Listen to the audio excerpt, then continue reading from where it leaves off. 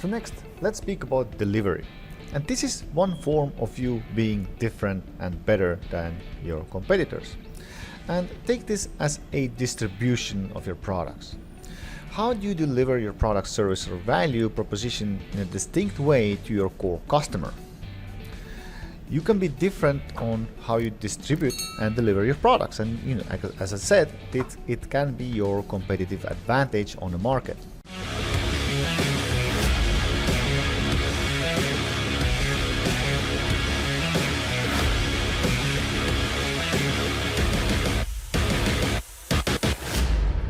For example, Tesla.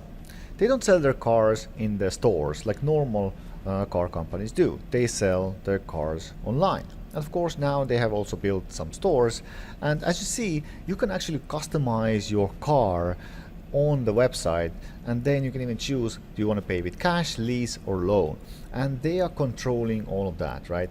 And so it's funny that it's the first car company who distributes their cars, their products in a different way.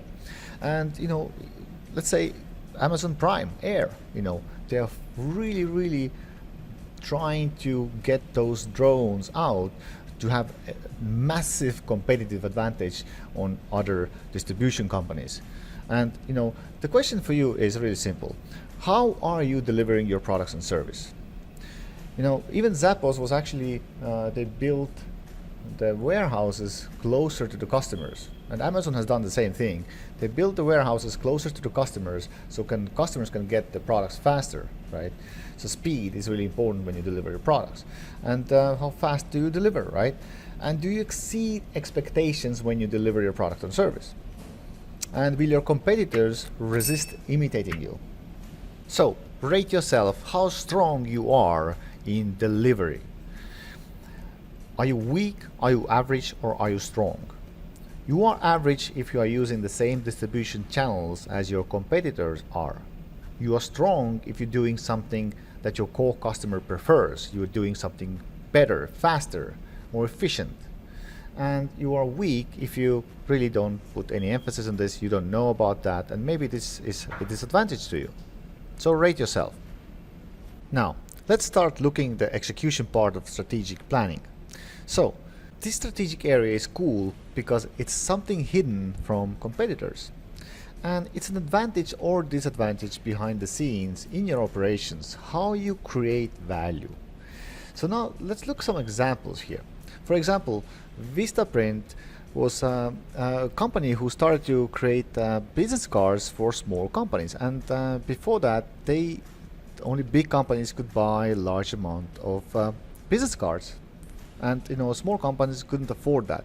So they optimized their internal processes in a way that they could start selling business cards in small quantities to small companies. And it came up to $500 million startup.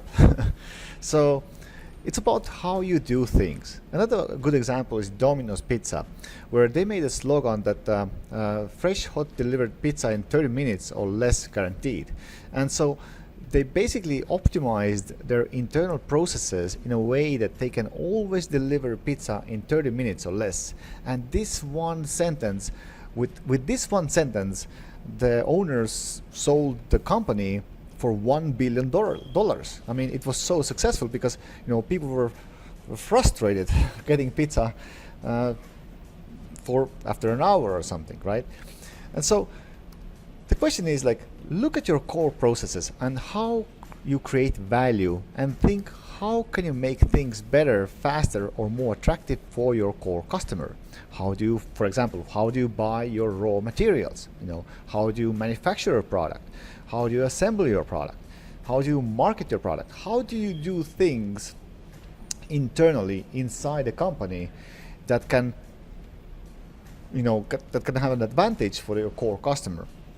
And rate yourself and ask yourself, would your competitors resist copying your processes or not? And rate yourself on this from 1 to 3. Are you strong, average, or weak on this area? So let's speak about your team. Your team's strategic advantage comes from eventually from your people. And because innovation comes from people. And it's foundational strategy on which you build, and everything else depends on. All the strategic execution, everything depends on your people, right? And when you know all your other strategies, you want to make sure you have right people and they are also aligned to implement these strategies, right? Do you have people who have necessary skills and are inspired of implementing your strategies? Because if you don't, then, or if you redefine your strategic plans completely into another direction, you have to ask yourself, are your people and culture supporting that? Because, culture eats strategy for breakfast. So culture is more important, because if the culture is wrong, you can have whatever strategic plans you want, it ain't working. You have wrong people in the bus, then they are not getting you anywhere. It doesn't matter where you want to go, they will not get you anywhere. So consider who you hire, how you manage, how you incentivize, and how you build your company culture. What is your organizational structure? Do you have flat structure, or what kind of structure you have?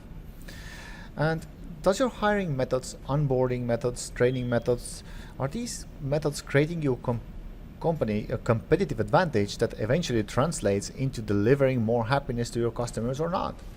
Eventually, all this strategic thinking is about choosing the right customer and making sure that this right customer really likes you, right? And then making a difference in this person's life to make this person to come back for more and also recommend your company and services to others. And so for this, you need to have a team and people who are aligned with that customer, who believe in that mission, that mission that you want to, the difference you want to make in these customers' lives. So if you have wrong people, wrong culture, then you will not able to create that difference, right? So does your people want to deliver more happiness to your customers because it makes them happy as well, or you have a culture of people that don't even care about your customers? Rate yourself on how strong you are in getting right people who are inspired of your quest and journey into your company. How strong you are training them, how strong you are in building a culture, how strong you are delivering happiness through these people, how much they're taking initiative on on creating new things, because they care about what's your mission, right? They care, they are inspired. Like, rate yourself on that area and how much do you need to work on this. Now the next strategic area is offer. By offer we speak how you communicate your value proposition to your customers. What are you selling exactly? What's the value you're selling to your customer? Is it inspiring and attractive for them to make their first transaction with you? Are you selling just a product, or maybe you are selling like a journey, an experience? Like, how attractive for them is to come to you and say, yes, I will join your cause, sign me up, right? Like, how is your offer done? Are you selling mattress, or are you selling good night's sleep? Like Uber, Airbnb, these companies all sell experiences. They don't sell products, they sell experiences. I think that, I don't remember which brand was it Porsche or something, they were selling, like, the car comes from, we're selling you experience, the car is for free. How do you inspire your customers or new people who see your offer and they will go, yes, I want to join, sign me up, get me in? What is your message, your value propositions you communicate to them? It's all about how do you communicate the value you are gonna give them to their lives. And so this includes sales, marketing, promotions, your image you're building to your customer. How do you make these customers successful? Ryan Dice said really well that if you want your business to grow really fast, you don't need to make customers just happy. You need to make them successful. You need to define the journey, the inspiring path, the success that you're gonna make in their lives when they're gonna give you money. And you will need to produce that success and make them successful. Then they will actually promote your business to others. So that's why you kind of don't want to sell products. You want to sell value. You want to be useful. And so think, which of your customer acquisition tactics are effective and which are not? How do you get new people to join your cause? How does new people give you money right now? And is it something that is growing easily or not? And so let's take this example from ClickFunnels. And this company is like I think they made like $150 million last year. And this Russell Brunson is an amazing guy. He's providing so much help and so much value for free over the internet. Even if you can even get the book for free, just pay for the shipping, right? And then he offers people the ClickFunnels, the tool they have built, for free.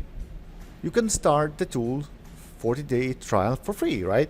And he actually gives all these funnels and trainings and everything to people almost like for free. You can get these from the internet, and then of course you want to use that tool to implement whatever he teaches, right? And so his acquisition cost is actually on the positive side. So he gets new customers with not spending money at all. And so you have amazing offer, amazing value, amazing image, or amazing system to bring in new customers when your customer acquisition cost is lower than of your competition. And your customers are basically promoting also your products. You are growing naturally, and you spend less on marketing than competitors to grow. Dropbox was also the same way. They grew pretty fast, pretty naturally, because they were just good service, right? And the system was built in a way that you recommend other person, and you get more gigabytes on your cloud services. And so think about these things, and maybe you can start selling, instead of products, you can start selling experiences, success to the customers. Like, don't sell mattress, sell good night's sleep, right? And so rate yourself how easy and cheap is for you to get new customers right now. The more easier and cheaper you can acquire a new customer, the more advanced you are. This is one of the most important things in strategic after core customer and the product, where if you really build a huge value proposition to the customer, and really you are also delivering that, then new people are joining in because you just amaze them, you wow them, then wow, you're gonna grow like crazy.